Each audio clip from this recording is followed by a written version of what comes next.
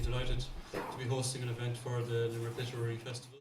They're going to, this morning, read a selection from each other's works. I'm 94, but I tend to say that I am younger by 10 years. It quells the astonishment of some. A farty enough source for the whole district to be washing and drinking and the rest, cattle and cars and windows and what have you, both consistently bullied their confidants. Both were volubly prudish, obstreperously vain. Mad bent we had for religion inside in the brothers. She said something one day I often think of now. Mankind will evolve to the point of something, apotheosis. Until then, we're driven chiefly by animal wants. I've written a fair few wedding speeches in my time, mostly for men I don't really know, celebrating brides I've never met. I'd have a bit of a name in the town. Last night, in Kennedy's kitchen, myself and Kennedy crafted a few one-liners about his fiancée's people. For my trouble, he let me smoke. He fed me beer. He drank tea himself.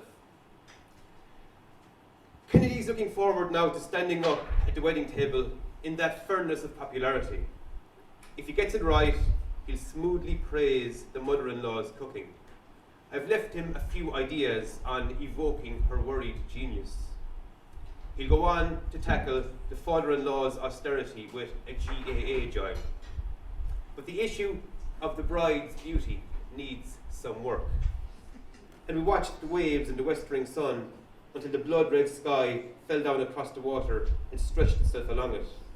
Mary Crottery slept for most of the journey home, turned sideways in her seat with her knees drawn up, and I kissed my fingertips and touched her forehead, and she smiled in her sleep like a child. My father still lives back the road past the weir in the cottage I was reared in. I go there every day to see is he dead, and every day he lets me down. He hasn't yet missed a day of letting me down. He smiles at me, that terrible smile. He knows I'm coming to check, is he dead? He knows I know he knows. He laughs his crooked laugh. I ask, is he okay for everything? And he only laughs. We look at each other for a while, and when I can no longer stand the stench off of him, I go away. Good luck, I say. I'll see you tomorrow. You will, he says back. I know I will. Drizzle drifted through, where steam from her body met our visible breaths. Two clouds of creaturely presence diffusing together in February light. Pleased, we descended the hill. My ankles weak upon the hoof craters, the Lilliputian castles of manure unmade by Mayo weather. The rain falling steadily upon the ocean of sympathy that was that sacred word, full. The job they're given is fairly simple. Find the place, go in for half an hour and discuss the settlement. Consider, if it's appropriate, the few antiques. The safe, the signs, the switchboard. Glance at the books, the electrics. Perhaps fill out some forms, but these owl ones, these Kathleen's, these Annies, they can be fierce long-winded. Right. When the Griffins were all gone, his neighbours one time on the far side from me, their house and bit of land fell to a cousin from town who set it and sold the cottage to a queer crowd. Jehovah's Witnesses.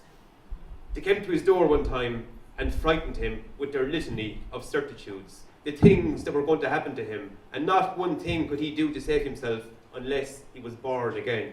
Lord God, he said to them, bad enough to have been born the once. Before I deteriorated, Before I entered my final summer, my neighbours distrusted me.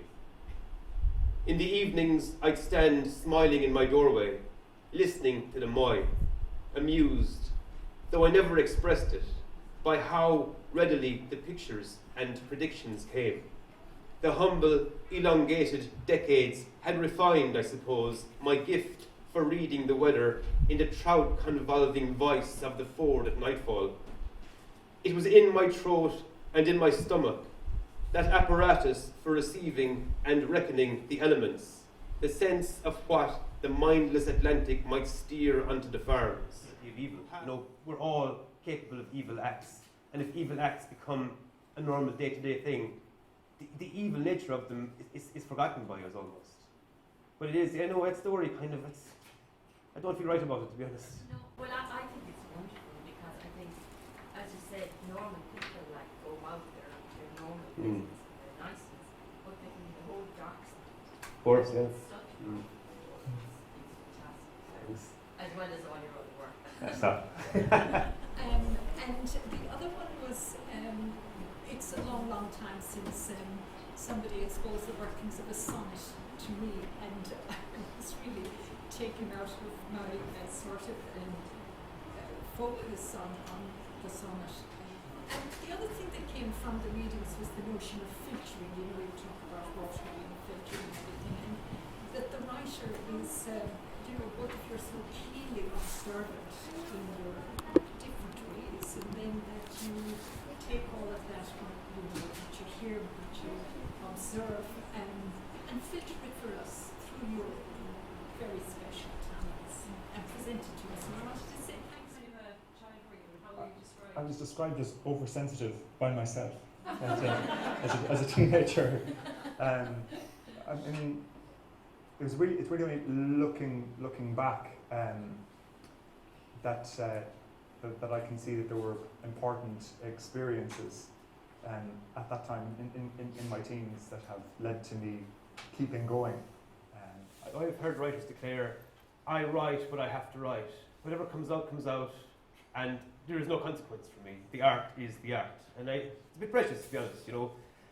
You have to have one part of your mind fixed on your eventual reader. And what you write, if you want it to be read, it's a truism, it's a very obvious thing, it has to be readable.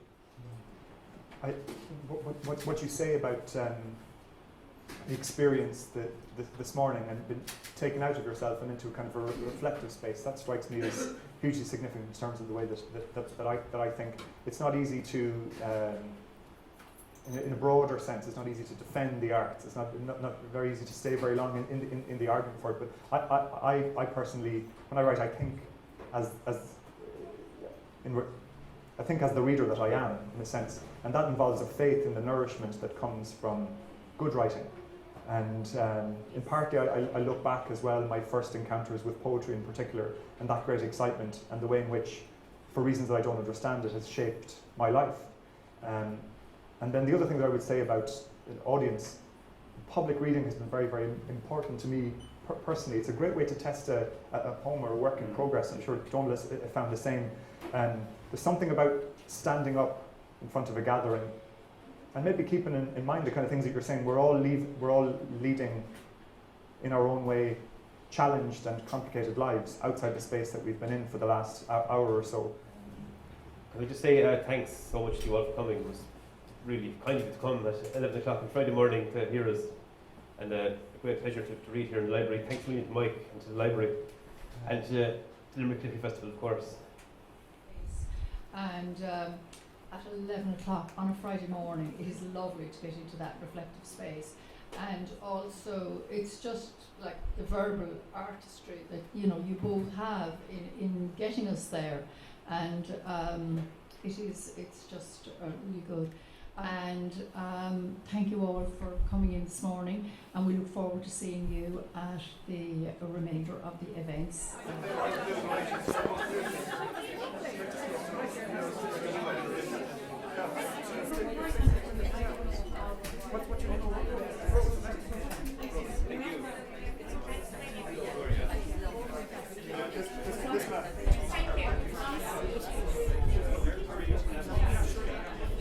I find that I hear the voice of people who I've seen like I hear Donal's voice when